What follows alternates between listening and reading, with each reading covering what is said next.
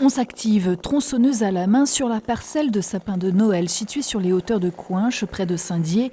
Un travail en continu que la pluie n'arrête pas, même un dimanche matin. La coupe, ça va durer que 15 jours, en gros, 15 jours et demi. Mais c'est très intense, quoi. Des grosses journées du matin au soir. Mais c'est là qu'on fait le chiffre de l'année. On espère vendre entre 3005 et 4000 environ, quoi. Là, on devrait passer un cap, on devrait vendre plus que d'habitude. Les conifères de grande taille, qui ont 10 ans et plus, arrivent enfin à maturité sur certaines des 40 parcelles de ces exploitants agricoles. Les Normann, de 125 à 150 cm, sont les plus plébiscités. Ce paysagiste picard a décidé cette année de vendre des sapins de Noël. Il est venu remplir son camion.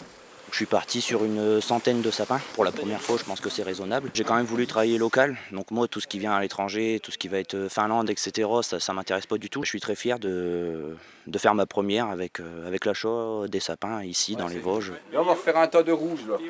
Les gens sont de plus en plus sensibles au local. Donc ce qui plaît aux gens, c'est de voir les sapins, de voir nos exploitations. C'est très transparent, on les voit en bord de route. Donc les gens savent où on produit nos sapins, de quelle manière, c'est-à-dire d'une manière très écologique, puisqu'on ne met aucun intrant chimique dans nos parcelles et ni sur nos sapins.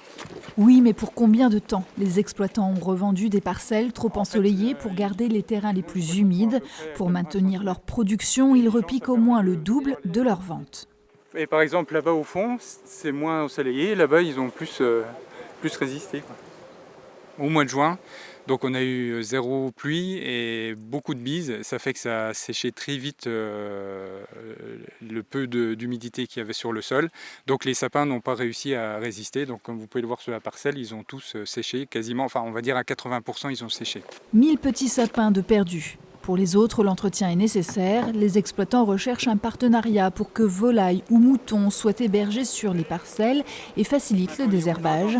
Quant aux ventes, elles se font pour l'essentiel en direct. Le dernier week-end de novembre et le 1er de décembre, un marché de producteurs à Coinches sera l'occasion de choisir l'arbre idéal pour les fêtes.